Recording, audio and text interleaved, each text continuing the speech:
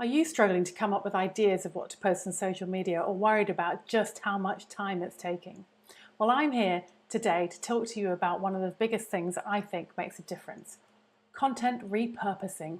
I think it's the real key to saving time with your social media planning. Now, that's a big claim.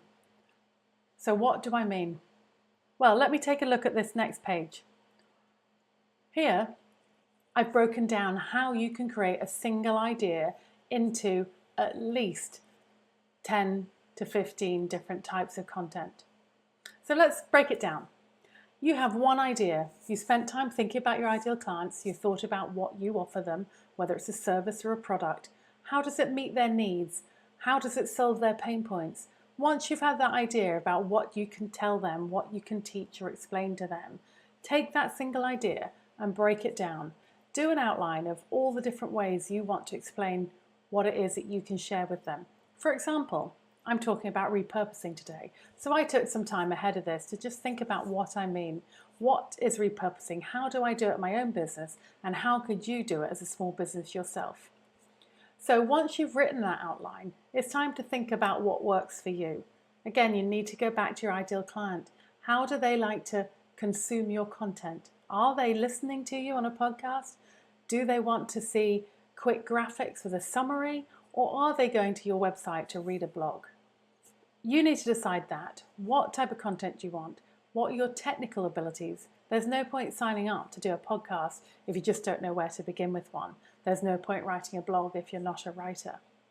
Once you've decided what sort of content format you could make, then it's easy to take that outline and move it into the different types of content that work for you.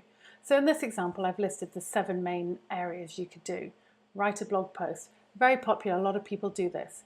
Or make a video. Here I am recording a video telling you and explaining how different ways to repurpose could help you. Like I said, maybe you're a podcast person. Maybe you want to talk to them and explain all the different steps. Webinars, newsletters, guides and ebooks. I mean, there's lots of different ways. Similar content, written a different way, tweaked differently. But it doesn't stop there. You can take all of these, and I've just drawn out the first 3 as the first example. And again, I'll take this video clip. Here's a video clip about repurposing.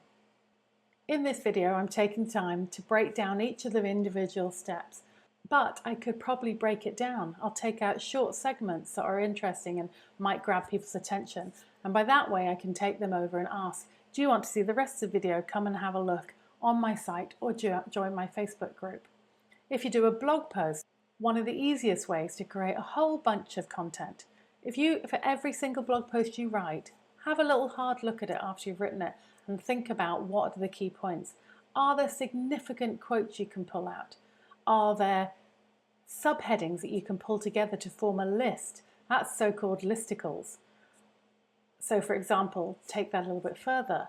If I was to create a blog post on the back of this recording, one of the listicles for me could be the 7 ways you can create different content out of a single one idea.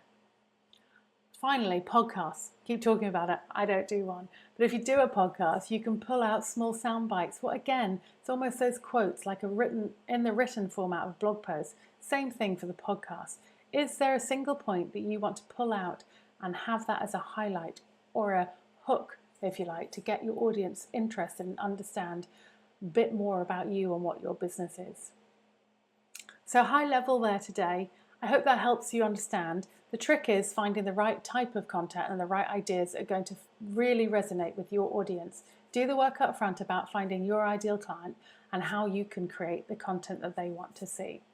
I'm Alana from Light Social. If you've enjoyed this, I'd really love you to come and find me in my Facebook group where I share regular tips and tricks, and I go live regularly, at least once a week, going behind the scenes on different applications and how to get the most out of your social media.